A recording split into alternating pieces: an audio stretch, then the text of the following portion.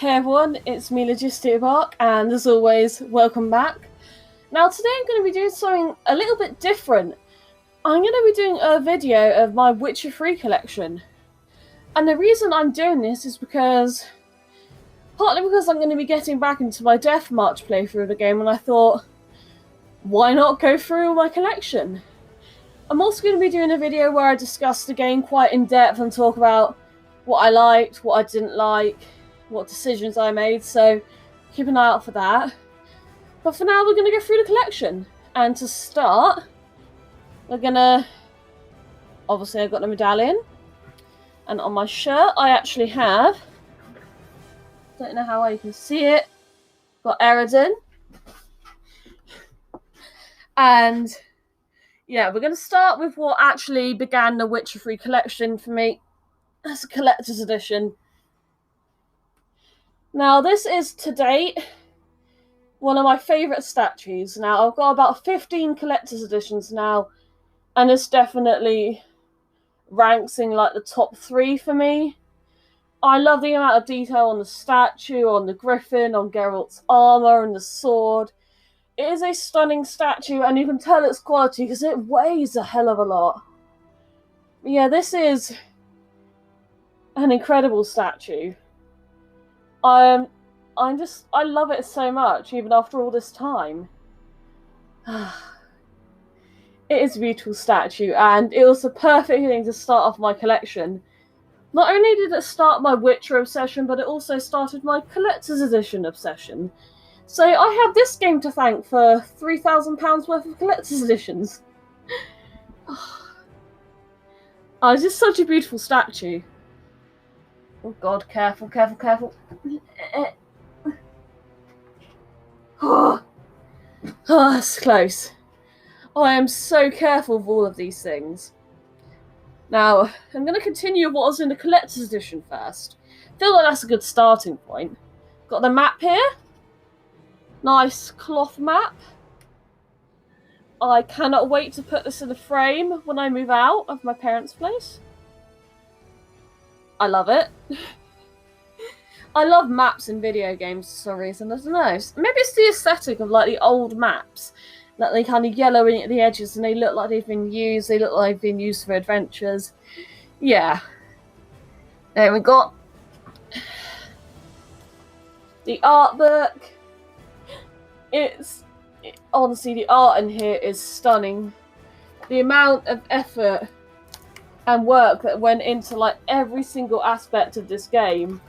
So much love went into this project. And I do like flicking through this from time to time just to admire all the hard work. Now, you might be noticing there's a little something in this corner here. Yes, I had the honour of meeting Geralt's voice actor, Doug Cockle, and he signed it. This is one of the things he signed for me, and he left me a little message. He just says enjoy the game, and honestly, it was amazing experience meeting him, but yeah, I had to get him to sign the art book. The art for this game is stunning. I feel like we need to appreciate concept art and stuff in games a lot more, because that's how we end up with how good the game looks. And then, I believe these came with a collector's edition. Now, it's been a long time, but I do believe these came with it. Or one of them, at least. Careful. Now, I absolutely fucking suck at Gwent. Like, even in-game, like the simplified stuff, I suck at it. But I still have so much fun with it. Got a little instructions booklet. Not that I pay attention to that, because I fucking suck. I'll get out some of the cards so you guys can have a look. Got Northern Realms, so you got like Foltest, and you got all the cards. Now these cards are amazing quality and they're nice and shiny. Now that might be down to the fact that I've kept them in the box all this time, so I didn't want to damage them. But yeah, the Gwent cards are stunning. Carefully put them back in the box.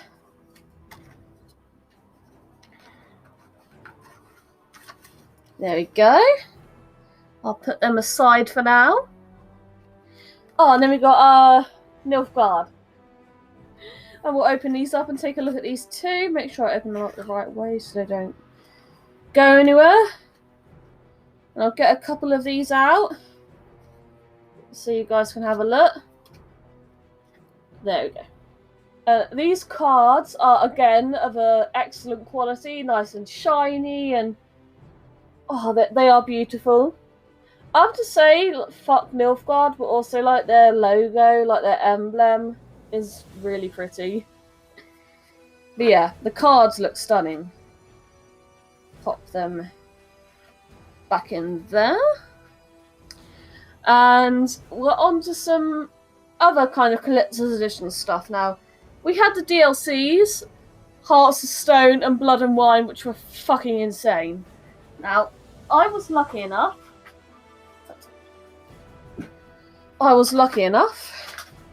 to get the physical versions of both DLCs.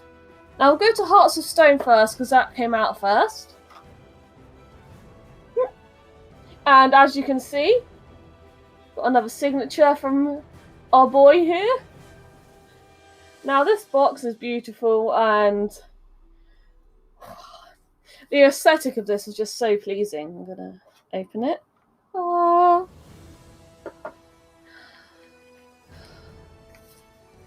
Take out all the stuff that doesn't need to be in there so you guys can get a better look at everything. The cards have kind of gone everywhere because they never seem to stay. Ah, there we go. We're getting somewhere. Now I've got to be careful because I don't want it all to like tip everywhere. As you can see, it's kind of a little bit bent, but that's it's just a couple years I've had it now. I'll take out some of the cards again so you guys can have a look. I can't remember it's that. Oh yeah, this would be the Monsters deck, I think. Could be wrong. Yes! Either way, look, it's Yen. It's Yen. But yeah, again, these cards are top quality. It looks like some of them got mixed up together because the divider in the box is bent. Yeah. This is one of the decks. And get the other deck. Spread it out so you guys can have a proper look at all this.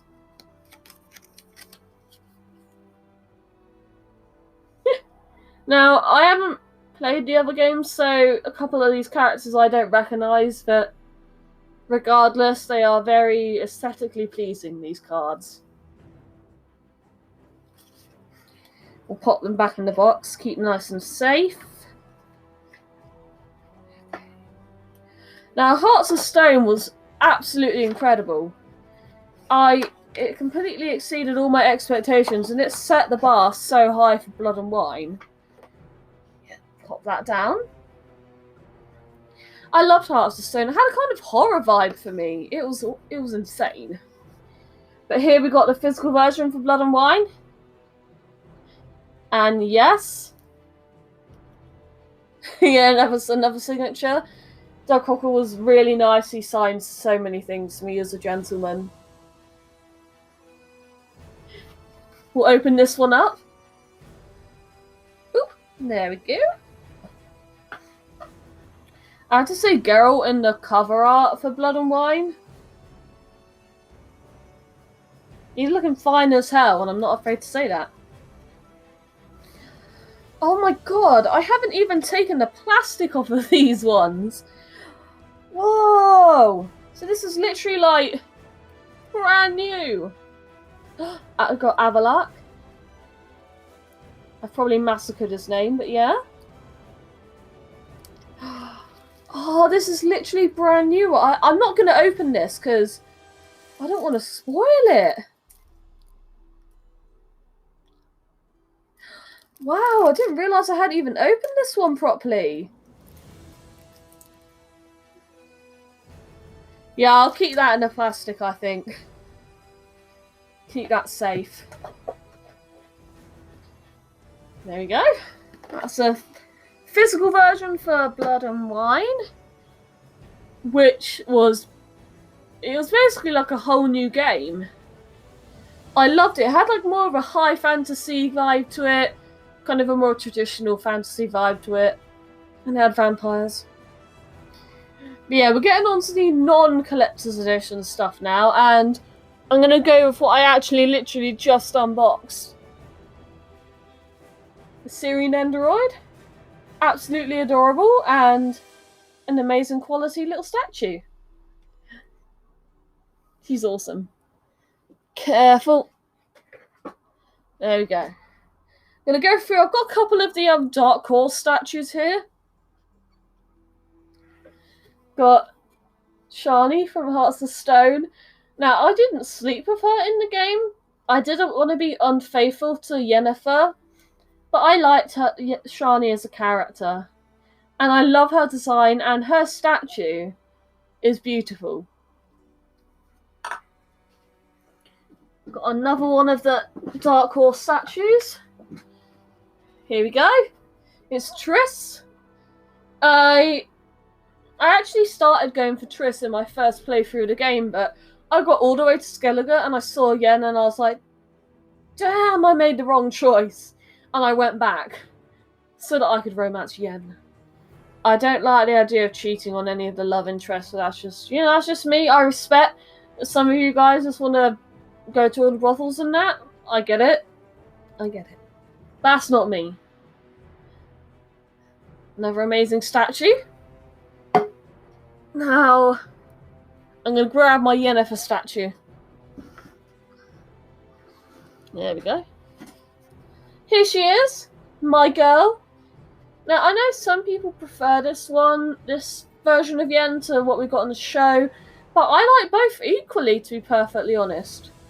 But I have to say this one does have kind of a special spot in my heart, because this game was what introduced me to The Witcher. But yeah, another nice quality statue, some amazing detail. Yennefer. Yennefer all the way, lads.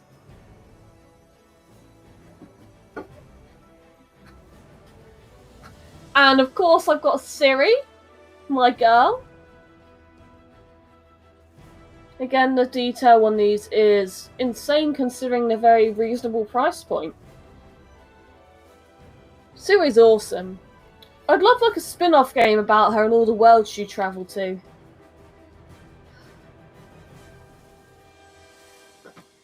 And then this is actually the last part of my collection. Eredin. This might be my favourite one purely because of its armour. I am a sucker for well-designed armour. The amount of detail on him is honestly mind-blowing. He looks awesome.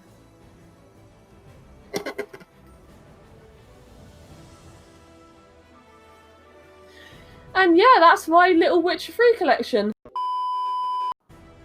Now this is a standard copy of the game, and it's yet another thing that Dogcockle so graciously signed for me. He says, Annabelle, stay on the path. This is so cool.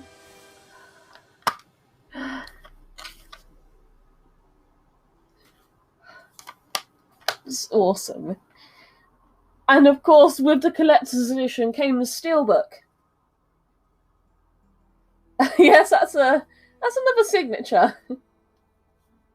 Yeah, this is one of my favourite steelbooks. I love the kind of watercolour edit-like effect on this artwork. It's definitely one of my favourite steelbooks. It's just beautiful.